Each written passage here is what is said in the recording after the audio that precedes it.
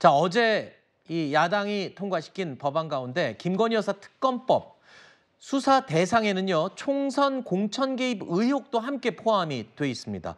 해당 의혹을 보도했던 매체가 지난 2022년 6월 재보궐선거 공천에도 개입했다라는 의혹을 추가로 제기를 했습니다. 그러면서 파문이 더욱 일고 있습니다.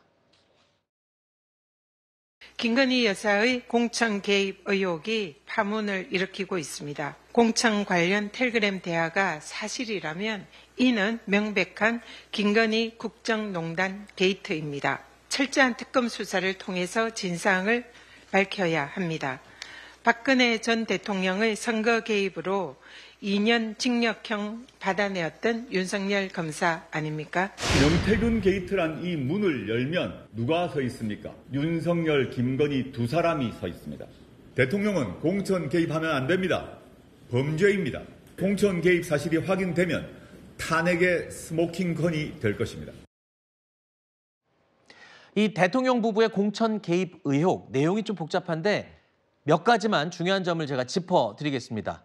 일단 한 언론 매체가 보도를 한 내용인데요. 대통령 부부가 김영선 전 의원의 공천과 관련된 언급을 했다고 말하는 명태균 씨가 등장을 합니다. 이 명태균 씨의 통화 녹음 내용이 공개가 된 건데요. 명태균 씨는 지역 정가에서 활동하는 인물로 알려져 있습니다. 대통령 부부와의 친분을 바탕으로 국민의힘의 공천 과정에 개입했다는 게 이번 의혹의 핵심입니다. 이 명태균 씨의 주장이 사실이라면 대통령 부부가 공천에 개입한 것이 맞는 만큼 파급력이 엄청날 수밖에 없게 되는 것이고, 또 이 명 씨가 자신의 정치적 영향력을 과시하려고 뭔가 과시성으로 부풀렸을 가능성도 있기 때문에 이 제보 내용, 보도 내용에 대해서는 뭔가 정확한 사실관계 확인이 좀 필요한 상황이 아니겠습니까? 맞습니다. 지금 명태균 씨의 녹음 파일 같은 경우에 굉장히 당황스러운 것이 명태균 씨가 어떤 김건희 여사나 혹은 대통령과의 녹음 파일이 공개된 것이 아니라 본인의 지인과의 전화 통화 내용이거든요. 그렇다면 제가 홍석천 의원님한테 전화를 해서 저 뭐 대통령과 친해요. 뭐 이렇게 얘기를 했으면 그게 공개가 되면 제가 대통령과 친한 것입니까? 저렇게 전혀 알 수 없는 사람과 이야기한 본인만의 허풍이라고밖에 볼 수가 없는 것이거든요. 일단 기본적으로 저런 녹취 파일 자체가 전혀 증거 능력이 없다라고 말씀을 드리고 싶고요. 지금 이 상황에 있어서 김영선 전 의원 같은 경우에는 언론의 인터뷰에 응하지 않고 있습니다. 그리고 명태균 씨 같은 경우 오히려 저 보도를 했었던 뉴스토마토에 대해서 허위사실 유포에 의한 명예훼손으로 고소를 하고 있는 상황이거든요.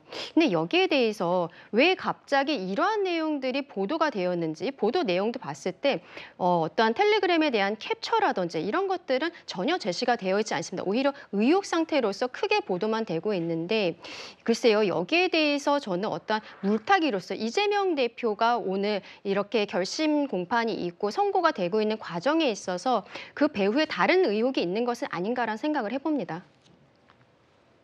네, 그러니까 세 가지 의혹, 먼저 제기된 게 한 가지입니다. 바로 보고 계시는 2022년 5월 9일에 있었던 통화 내용. 이게 기존에 첫 번째 공개된 그 의혹입니다. 그러니까 당시에 사모, 즉 김건희 여사를 뜻하죠.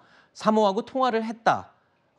대통령은 나는 김영선이다라고 이러되 라고 전달되는 말을 했다는 겁니다. 자, 그리고 이게 연관관계가 있는지 모르겠지만 실제로 재보궐선거에서 공천이 됐고 당선이 됐다는 겁니다. 자, 이것과는 별개로 추가로 두 가지의 의혹이 또 공개가 된 겁니다. 야권에서요. 자, 그러니까 올해 2월 18일에 있었던 의혹이다라는 주장인데요. 김영선은 컷오프 대상이다. 이러면서 여사가 직접 전화를 했다라는 말을 명태균 씨가 하면서 통화 내용, 이 내용이 또 의혹으로 공개가 된 겁니다. 그런데 출마 선언을 하고 나서 실제로 컷오프가 된 것이죠. 그리고 마지막으로 세 번째 또 추가된 의혹이 바로 이겁니다.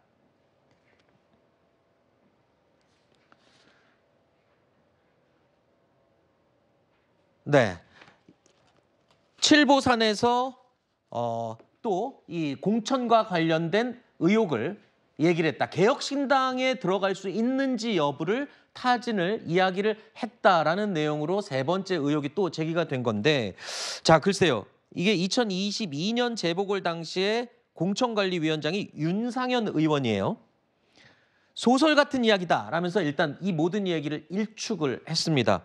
그런데 이게요, 내용이 아까 말씀드린 것처럼 의혹과 결과가 뭔가 좀 맞는 부분이 있어서 이런 부분들이 좀 명확하게 해명이 필요한 부분도 있지 않느냐 지적이 나오고 있습니다. 네, 현재로서는 정확하게 어떤 일이 벌어졌는지, 그리고 우리가 이제 많은 사람들이 갖고 있는 의구심 이런 것들이 다 100% 맞아떨어지는지 이거는 확인이 안 되고 있는 그런 상황인데, 근데 그냥 이게 말도 안 되는 얘기고 전혀 엉뚱한 얘기다라고만 받아들이기는 좀 어려울 것 같아요. 왜냐하면 정황상으로 시기상 어쨌든 간에 맞아떨어지는 부분들 이런 것들이 있기 때문에 이것은 조금 더 조사를 해보고, 그리고 당사자들도 그냥 무턱대고 없었다라고만 할 일이 아니라 몇 가지 과정들이라든지 이런 것들 구체적으로 더 밝혀서 본인이 만약에 결백하다면 그거를 밝혀야 되는 그런 입증 책임이 있다라고 봐야 될 것 같고, 그리고 사실 이 원래 보도를 했었던 뉴스토마토의 보도 이 내용 자체는 허위 사실이라고 보기 어려운 것이, 예를 들면 이제 텔레그램이 있었다라고 하는 부분 이런 것들은 모 씨가 본인이 갖고 있다라고 얘기를 한 거를 인용해서 보도를 한 것이고, 네. 그리고 이제 개혁신당 의원들 그 당시에는 이제 당은 안 밝히고 이제 의원들로 처음에는 보도가 됐는데, 사실 거기서 만약에 부정확한 사실이 있었다면은 그거는 개혁신당 의원들이 잘못 얘기한 거지 뉴스토마토가 잘못 보도한 건 아니거든요. 예, 그런 의미에서 저는 이 명 씨가 뉴스토마토를 고소한 건 상당히 좀 무리한 행위였다라고 보고, 다만 이 소송전을 통해서 경찰 수사라든지 더 이루어질 것이고, 이제 뉴스토마토 측에서도 추가적으로 어떤 근거들 이런 것들 또 자료들 갖고 있다고 하니까 이런 부분들 계속해서 좀 차분히 짚어나가는 이런 과정이 필요하지 않을까 싶습니다. 네, 말씀하신 대로 이 해당 의혹에 등장하는 장본인들이 뉴스토마토를 법적인 대응 또는 법적인 조치를 취하기로 했습니다. 이렇게 되면 이 사건을 또 들여다봐야 되잖아요. 사실관계가 좀 밝혀지게 되겠죠? 예, 거짓 선전 선동이 사실 100% 거짓말은 없습니다. 어느 정도 어떤 사실과 또 이제 거짓을 섞어서 이제 선전 선동을 하게 되는데, 제가 봤을 때 사실 공천 과정에서는 별의별 어떤 말들이 많은데, 뭐 이거는 사실은 좀 뭐 말이라고 하기도 좀 민망할 정도로 저는 뭐 명백히 좀 거짓임이 드러나는 게, 첫 번째로 일단 그 개혁신당의 당시에 그 이준석 천하람 의원이 당시에 이제 그 김영선 의원을 만나서 만약에 이런 어떤 문제가 있으면은 뭐 그 기자회견을 하고 또 뭐 그 비례를 준다 그런 어떤 이야기를 했는데, 결국은 이준석 그 의원도 대표도 이게 좀 이제 좀 이게 그 사실이 근거하지 않고 좀 제대로 지금 뭐 이게 짜 맞추지 않으니까 이거 안 되겠다 그렇게 해서 안 했다는 거 아닙니까? 그다음에 또 이게 올해 같은 경우 이제 만약에 개입이 이제 됐다면은 저기 김영선 의원 같은 경우는 어떤 결과가 좋았어야 되는데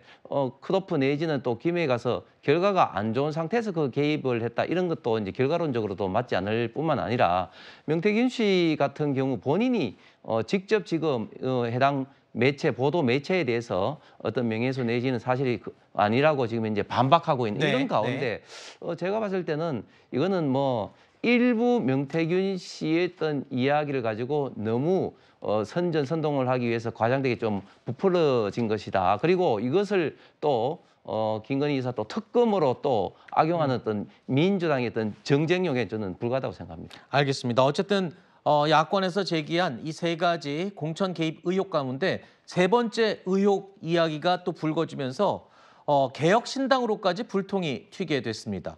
김영선 전 의원이 관련 폭로를 하는 조건으로 개혁신당의 비례대표 압순번을 요구했다, 뭐 이런 의혹 때문이죠.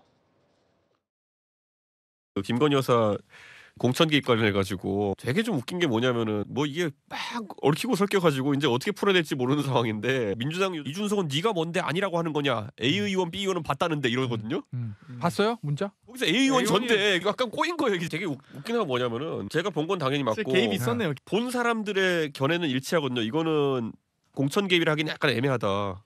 김영선 의원이 무슨 처음에는 뭐 1번을 달라고 그랬다가 나중에 3번 달라. 그건 뭐 얘기할 것도 없이 그건 거론의 가치가 없으니까 난 상대도 안 해버린 상황인데, 우리 집을 또 많이 찾아왔던 것 같아요. 우리 집 사람이 뭐라고 그랬냐면은 당신이 개혁신당에 비례가 되면은 개혁신당은 망한다. 그러니까 그 말 끄집어내지도 말아라 하고 보내버렸대요.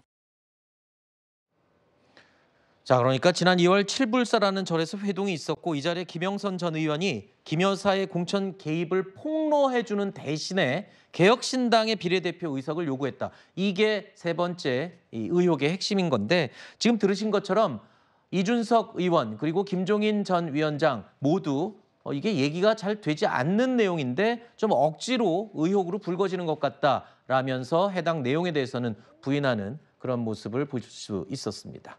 자, 이 이야기는 여기서 정리를 하도록 하고요.